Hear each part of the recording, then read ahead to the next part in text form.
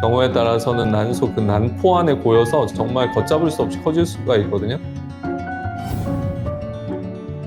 그래요. 얌얌님, 지난주 금요일에 갑작스러운 복통으로 내과에 갔더니 산부인과 문제일 수 있다며 산부인과로 가보라고 하시더라고요. 초음파 후 난소 낭종이 파열돼서 자궁 쪽에 피가 고여 있다는 진단을 받았습니다. 2, 3일 정도 누워서 지내라고 하셨고, 주말이 지나고 오늘 다시 내원하니 양이 조금 더 많아졌고 난소 크기가 더 커졌으나 복통은 사라졌을 거라고 좀 더 쉬라고 합니다. 이럴 경우에 그냥 쉬기만 하면 되나요? 이렇게 낭종이 파열되는 이유와 저절로 지혈이 될 수 있는지 궁금합니다. 이게 뭐냐면요. 우리 여성들은 한 달에 한 번씩 배란이라는 현상이 일어나죠. 생리 주기에 따라서 이제 호르몬 변화와 난소의 난포의 변화가 생깁니다. 그러니까 난소에서는 이제 난자들이 많이 있는데 난자 하나 주위로 물이 점점 차요. 그걸 난포라고 하는데 2cm가 되면 물주머니 안에 난자가 하나 들어있고 이 물주머니가 터집니다. 그러면서 난자가 튀어나오는 거죠. 그걸 배란이라고 하죠. 그래서 난자가 배란이 되는 현상이 매달 일어납니다. 여성들은 정상이에요. 근데 보통 한마디로 터진다는 얘기가 뭐냐면 상처가 생기는 거예요. 상처가 생기면 피가 날 수가 있죠. 피가 근데 좀 많이 나서 어디 동맥이나 이렇게 이제 혈관이 좀 큰 거에서 배란이 마침 돼가지고 그 혈관이 터져버린 거죠.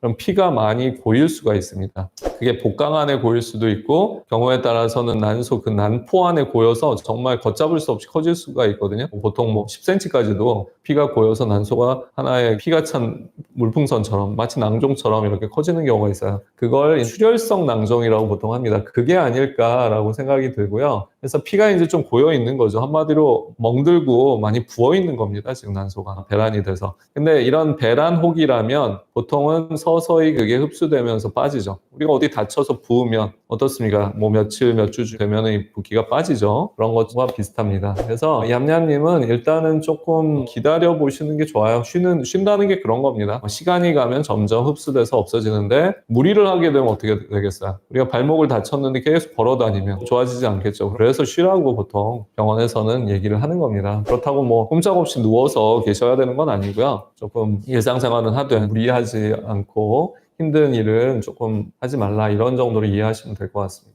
그리고 저절로 지혈이 될 수 있는 지혈이 됩니다. 그래서 보통 한두 달이면 그런 혹들이 없어지거든요. 그래서 흡수돼서 없어지는 걸 확인하면 되는데 이제 간혹 가다가는 정말 있던 물혹, 피가 차 있는 그런 물혹이 터지는 경우도 물론 있어요. 그런 경우는 보통 낭종 파열인데 일반적인 배란 혹이 아닌 거죠. 그거는 병이기 때문에 치료를 해야 됩니다. 그런 거는 병원에 와서 확인하면 되는데 아마 가서 확인하신 혹은 배란 혹이 아니었을까 생각이 드네요.